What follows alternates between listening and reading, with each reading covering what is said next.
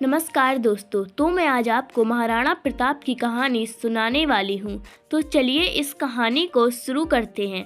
महाराणा प्रताप का जन्म कुंभलगढ़ दुर्ग में हुआ था। महाराणा प्रताप की माता का नाम जयवंता बाई था, जो पाली के सोनगरा खैराज की बेटी थी। महाराणा प्रताप को बचपन में कीका के नाम से पुकारा जाता था। महाराणा प्रताप का राज्याभिषेक गोगुंदा में हुआ। बचपन से ही महाराणा प्रताप साहसी, वीर, स्वाभिमानी, स्वतंत्रता प्रिय थे। सन 1572 में मेवाड़ के सिंहासन पर बैठते ही उन्हें अभूतपूर्व संकटों का सामना करना पड़ा, मगर धैर्य और साहस के साथ उन्होंने हर विपत्ति का सामना किया। मुगलों की विराट सेना से हल्दी घाटी में उनका भारी युद्ध हुआ। वहाँ उन्होंने जो पराक्रम दिखाया वह भारतीय इतिहास में अद्वितीय है। उन्होंने अपने पूर्वजों की मान मर्यादा की रक्षा की और प्रण किया कि जब तक अपने राज्य को मुक्त नहीं करवा लेंगे, तब तक राज्य सुख का उपभोग नहीं करेंगे। तब से वह भूमि पर सोने लगे। वह अरावली के जंगलों में कष्ट सहते हुए भटकते रहे, परंतु उन्होंने मुगल सम्राट की अधीनता स्वीकार नहीं की। उन्होंने अपनी मातृभूमि की रक्षा के लिए अपना जीवन अर्पण कर दिया।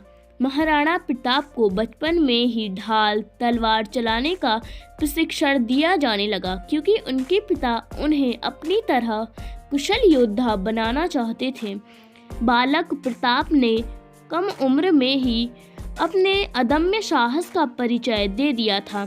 जब वो बच्चों के साथ खेलने निकलते तो बात बात में दल का गठन कर देते थे। दल के सभी बच्चों के साथ साथ वो ढाल तलवार का अभ्यास भी करते थे, जिससे वो हथियार चलाने में पारंगत हो गए थे। धीरे धीरे समय बीतता गया। दिन महीनों में और महीने सालों में परिवर्तित होते गए। इसी बीच प्रताप अस्त्र शस्त्र चलाने में निपुण हो गए और उनका आत्मविश्वास देखकर उदय सिंह फूले नहीं समाते थे। महाराणा प्रताप ने अपने पिता की अंतिम इच्छा के अनुसार उसके सौतेले भाई जगमाल को राजा बनाने का निश्चय किया, लेकिन मेवाड़ के विश्वास पात्र चुंडावत राजपूतों ने जगमाल के सिंहासन पर बैठने को विनाशकारी मानते हुए जगमाल को राजगद्दी छोड़ने को बाध्य किया। जगमाल सिंहासन को छोड़ने का इच्छुक नहीं था, लेकिन उसे बदला लेने के लिए अजमेर जाकर अकबर की सेना में शामिल हो गया और उसके बदले उसको जहाजपुर की जागीर मिल गई। इस दौरान राजकुमार प्रताप को मेवाड़ के 54वें शासक के साथ महाराणा का खिताब मिला। महाराणा प्रताप के किला में दिल्ली पर अकबर का शासन था और अकबर की नीति हिंदू राजाओं की शक्ति का उपयोग कर दूसरे हिंदू राजा को अपने नियंत्रण में लेना था। 1567 में जब राजकुमार प्रताप को उत्तराधिकारी बनाया गया, उस वक्त उनकी उम्र केवल 27 वर्ष थी और मुगल सेनाओं ने चित्तौड़ को चारों ओर से घेर लिया था। महाराणा प्रताप ने वीरता का जो आदर्श प्रस्तुत किया वह अद्वितीय है। उन्होंने जिन परिस्थितियों में संघर्ष किया वे वास्तव में जटिल थीं, पर उन्होंने हार नहीं मानी। यदि राजपूतों को भारतीय इतिहास में सम्मानपूर्ण स्थान मिल सका तो इसका श्रेय मुख्यतः राणा प्रताप को ही जाता है। उन्होंने अपनी मातृभूमि को ना तो परतंत्र होने दिया, ना ही कलंकित। विशाल मुगल सेनाओं को उन्होंने लोहे के चने चबाने पर विवश कर दिया था। मुगल सम्राट अकबर उनके साम्राज्य को जीतकर अपने साम्राज्य में मिलाना चाहते थे, किंतु राणा प्रताप ने ऐसा नहीं होने दिया और आजीवन संघर्ष किया। महारानी जयवंता के अलावा राणा उदय सिंह की और भी पत्नियां थीं, जिसमें रानी धीरबाई उदय सिंह की प्रिय पत्नी थी। रानी धीरबाई की मंशा थी कि उनका पुत्र जगमाल राणा उदय सिंह का उत्तराधिकारी बने। इसके अलावा राणा उदय सिंह के 2 पुत्र शक्ति सिंह और सागर सिंह भी थे। इनमें भी राणा उदय सिंह के बाद राजगद्दी संभालने की मंशा थी, लेकिन प्रजा और राणा जी दोनों ही प्रताप को ही उत्तराधिकारी के तौर पर मानते थे। इसी कारण यह तीनों भाई प्रताप से घृणा करते थे। महारानी जयवंता के अलावा राणा उदय सिंह की और भी पत्नियां थीं जिनमें रानी धीरबाई उदय सिंह की प्रिय पत्नी थी। रानी धीरबाई की मंशा थी कि उनका पुत्र जगमान राणा उदय सिंह का उत्तराधिकारी बने। इसके अलावा राणा उदय सिंह के 2 पुत्र शक्ति सिंह और सागर सिंह भी थे। इनमें भी राणा उदय सिंह के बाद राजगद्दी संभालने की मंशा थी, लेकिन प्रजा और राणा जी दोनों ही प्रताप को ही उत्तराधिकारी के तौर पर मानते थे। इसी कारण यह तीनों भाई प्रताप से घृणा करते थे। महाराणा प्रताप का कद 7.5 फुट एवं उनका वजन 110 किलोग्राम था। उनके सुरक्षा कवच का वजन 72 किलोग्राम और भोले का वजन 80 किलो था। कवच, भाला, ढाल और तलवार आदि को मिलाए तो वे युद्ध में 200 किलोग्राम से भी ज़्यादा वजन उठाए लड़ते थे। आज भी महाराणा प्रताप का कवच, तलवार आदि वस्तुएं उदयपुर राजघराने के संग्रहालय में सुरक्षित रखे हुए हैं। हल्दी घाटी का युद्ध भारत के इतिहास की एक मुख्य कड़ी है। यह युद्ध 18 जून 1576 को लगभग 4 घंटों के लिए हुआ, जिसमें मेवाड़ और मुगलों में घमासान युद्ध हुआ था।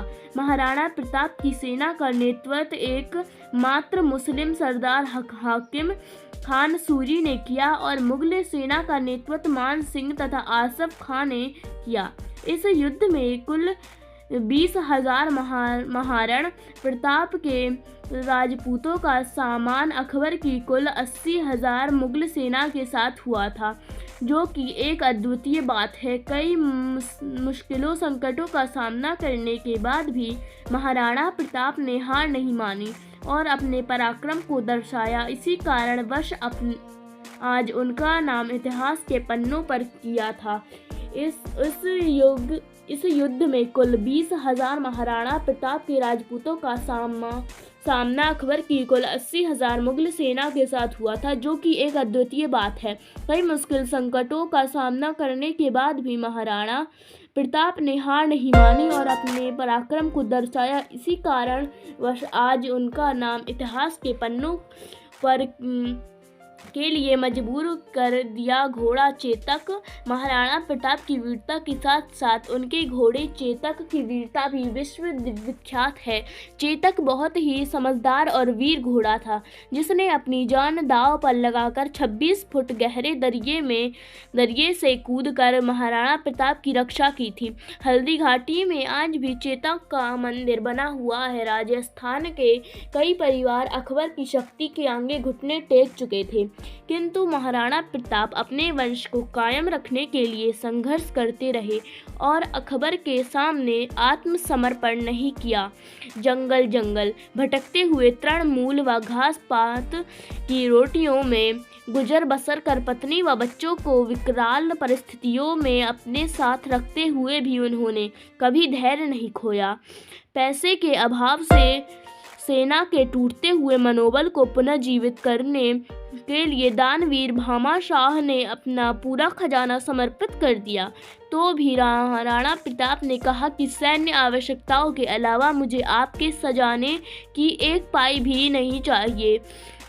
अकबर के अनुसार महाराणा प्रताप के पास साधन सीमित थे, किंतु फिर भी वो झुका नहीं, डरा नहीं। महाराणा प्रताप का हल्दी घाटी के युद्ध के बाद का समय पहाड़ों और जंगलों में व्यतीत हुआ। अपनी पर्वतीय युद्ध नीति के द्वारा उन्होंने अकबर को कई बार मात दी। यद्यपि जंगलों और पहाड़ों में रहते हुए महाराणा प्रताप को अनेक प्रकार के कष्टों का सामना करना पड़ा, किंतु उन्होंने अपने आदर्शों को नहीं छोड़ा। महाराणा प्रताप के मजबूत इरादों ने अकबर के सेना नायकों के सभी प्रयासों को नाकाम बना दिया। उनके धैर्य और साहस का ही असर था कि 30 वर्ष के लगातार प्रयास के बावजूद अकबर महाराणा प्रताप को बंदी न बना सका। महाराणा प्रताप का सबसे प्रिय घोड़ा चेतक था, जिसने अंतिम सांस तक अपने स्वामी का साथ दिया था। मृत्यु आखिरकार शिकार के दौरान लगी चोटों की वजह से महाराणा प्रताप 19 जनवरी 1597 को चावंट में स्वर्ग सिधार गए। दोस्तों, आपको स्टोरी अच्छी लगी है? हमारे चैनल को सपोर्ट करें और लाइक करें और कमेंट में लिखें स्टोरी कैसी लगी। नमस्कार, धन्यवाद।